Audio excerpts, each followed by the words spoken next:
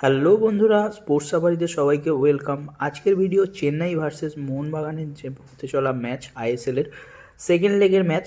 তো সেই ম্যাচ নিয়ে কথা বলবো, প্রিভিউ করব। তো তোমরা যারা আমার চ্যানেলে নতুন এসেছো তারা প্লিজ চ্যানেলটাকে একটা সাবস্ক্রাইব করে দেবে, ভিডিওটা ভালো লাগলে একটা লাইক করে দেবে, আর বন্ধুদের সাথে শেয়ার করতে ভুলবে না।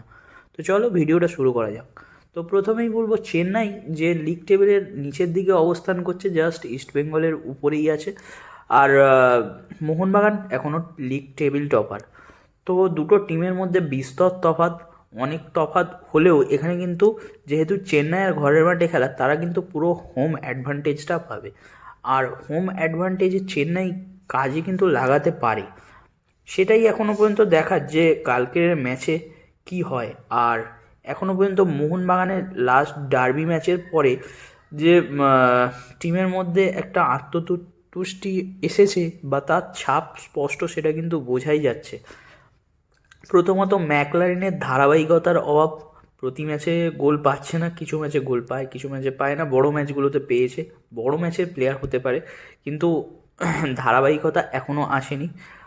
দিমিত্রি মনে হয় না পুরো ফিট, কেননা সাইড লাইনে বসেও ওয়ার্ম আপ করার সময় তাকে দেখা যায় যে খুব একটা আগের মতন যে দিমিত্রি পেট্রাতসকে আমরা দেখে এসেছি সেরকম লাগে না।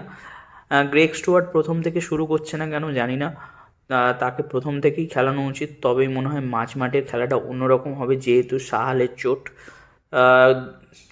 নেক্সট ম্যাচ চেন্নাইয়ের সাথে মনে হয় না গ্রেগ স্টুয়ার্ট স্টার্ট করবে।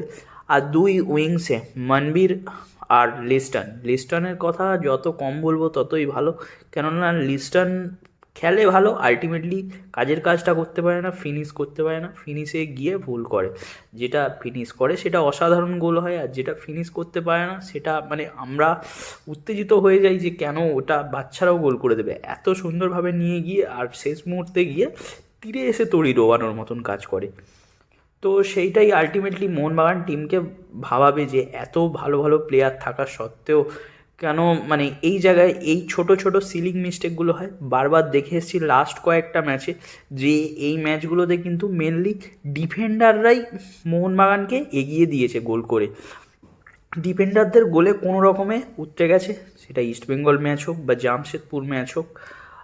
যাই হোক, লাস্ট ম্যাচগুলোতে এতটা আত্মতুষ্ট হলে কিন্তু হবে না, মোহনবাগানকে খেলতে হবে মোহনবাগানের মতন। যেহেতু লিগের এখনও লিগের অনেক কটা ম্যাচই বাকি, মোহনবাগানকে মিনিমাম 5টা ম্যাচ জিততে হবে লেগ টেবিলের মানে একদম টপে থাকতে হলে। আদারওয়াইজ কিন্তু লিগ আবার টেবিল ওপেন হয়ে যাবে। এখনও মোহনবাগানের হাতে ম্যাচ আছে, আশা করবো মোহনবাগান ভালো খেলবে। তো এগুলোই মেনলি আজকে বলার ছিল। চেন্নাইয়ের উইক পয়েন্ট কিন্তু তাদের ডিফেন্স, তারা প্রচুর গোল খেয়েছে আর তাদের গোল করেছে ঠিকই, কিন্তু সেরকমভাবে খুব একটা নজর কাড়েনি চেন্নাই। আমার মনে হয় না খুব একটা মানে যে শক্ত টিম হবে তা নয়। মোহনবাগান চাইলেই চেন্নাইয়ের মতন টিমকে তাদের হোম গ্রাউন্ডে হারাতে পারে, মোহামেডান হারিয়েছে। তো দেখা যাক আলটিমেটলি কী হয়। আমার যে পয়েন্টগুলো তুলে ধরার ছিল আমি তুলেছি, তোমরা কমেন্ট করে জানাতে পারো যে কি হতে পারে। তো আজকের মতন এই পর্যন্তই, ভিডিওটা বেশি বড় করব না। তো আজকের মতন টাটা। আর তোমাদের যাদের ভিডিওটা ভালো লেগেছে তারা প্লিজ চ্যানেলটাকে সাবস্ক্রাইব করে দেবে এরকমই আরও ভিডিও পাওয়ার জন্য।